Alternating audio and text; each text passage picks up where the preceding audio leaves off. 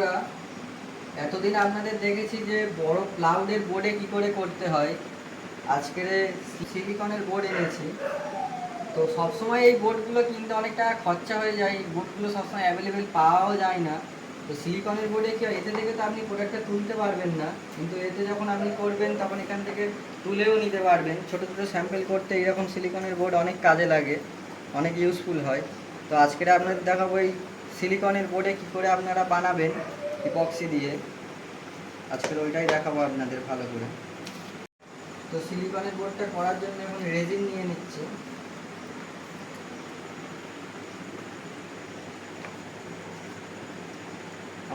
আমরা এখানে রেজিন এখন ঢেলে নিচ্ছি ভালো করে।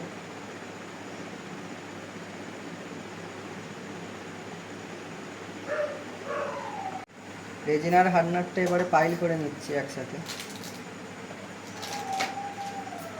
রেজিন আর হার্ডনারটা ভালো করে মিক্সিং করে নিয়েছি। এবারে এগুলোকে আলাদা আলাদা জায়গায় যেমন পরিমাণ কালার ইউজ করবো সেই অনুযায়ী ঢেলে নেব।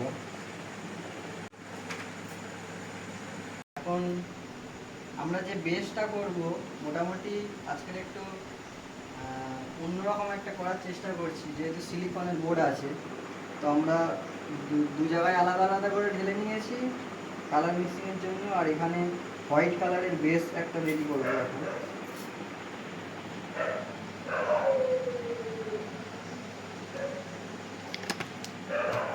পরিমাণ মতো কালার অ্যাড করেছি, এবার এটা ভালো করে মিক্সিং করে নেব।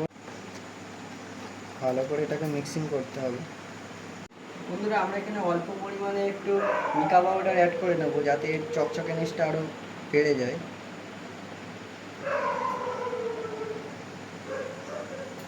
তো আমরা একদম সামান্য পরিমাণে মিকা পাউডার অ্যাড করে নিলাম। তোমরা দেখতে পাচ্ছ আমরা এখানে একটু অ্যালকোহলিক ইউজ করব, যাতে কালারটা আরও সুন্দর করে ফুটে ওঠে। তো একদম সামান্য পরিমাণেই দেবো।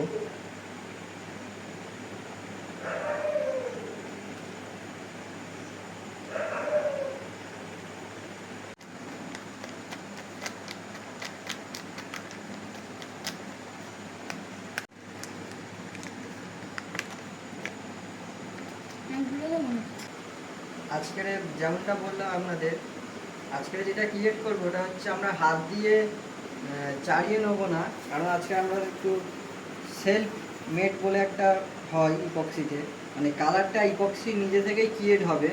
সেখানে আপনাকে হাত দিয়ে আর ঘাঁটতে লাগবে না জিনিসটাকে। আজকের ওই রকমের ক্রিয়েটার চেষ্টা করবো।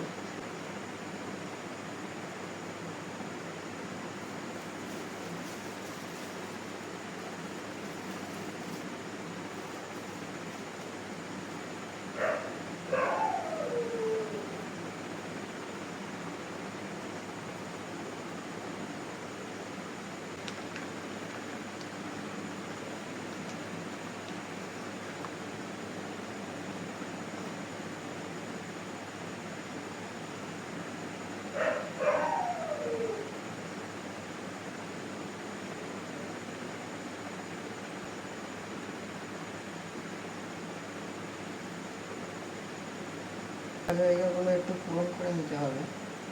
বাকিটা তারপরে হিট গান দেওয়ার পরে কালারটা অটোমেটিকই ছড়িয়ে যাবে।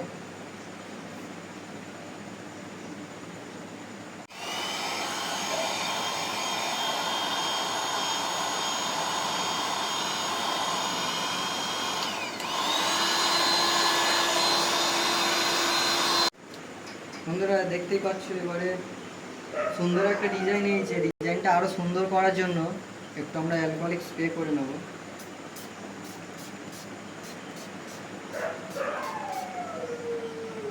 কালারটা আরও ব্লেন্ড করবে, আরও সুন্দর একটা কালার আসবে। বন্ধুরা, এবারে একটা অটোমেটিক্যালি ভেন্স এটা ক্রিয়েট হয়েছে, আপনারা দেখুন কেমন লাগছে। আজকের যে ডিজাইনটা তৈরি করেছি এটা একটা মেটালিক ডিজাইন। আপনারা চাইলে আপনাদের পছন্দ মতো যে কোনো 3D পেপার দিয়ে ওই রকমও ডিজাইন আমরা চাইলে করতে পারেন। সেক্ষেত্রে কি হয়, এখানে মেটালিক ডিজাইন বলুন বা ইন্ডাস্ট্রিয়াল গ্যানুলেস, ওইগুলোতে একটা সেলফ মেডের ব্যাপার থাকে, কিন্তু আপনি যখন পেপার মেরে করবেন তখন এক্স্যাক্ট সেম ডিজাইনটা আসবে। আপনি যদি বলেন এই ডিজাইনটা আনতে, তো ফ্লোর তো ওটা আমার কথা শুনবে না, রেজিন হার্ডনার ওটা অটোমেটিক্যালি ক্রিয়েট হয়। তো আপনারা 3D পেপার মেরেও করতে পারেন, সেক্ষেত্রে আপনি যেই এক্স্যাক্ট ডিজাইনটা চাইবেন সেটাই চলে আসবে। তো স্ক্রিনে দেওয়া নাম্বারে আমার সাথে কন্ট্যাক্ট করবেন, বাকি ডিটেলস ওখানে আমার সাথে কন্ট্যাক্ট করলে আমি আপনাদের সাথে শেয়ার করব।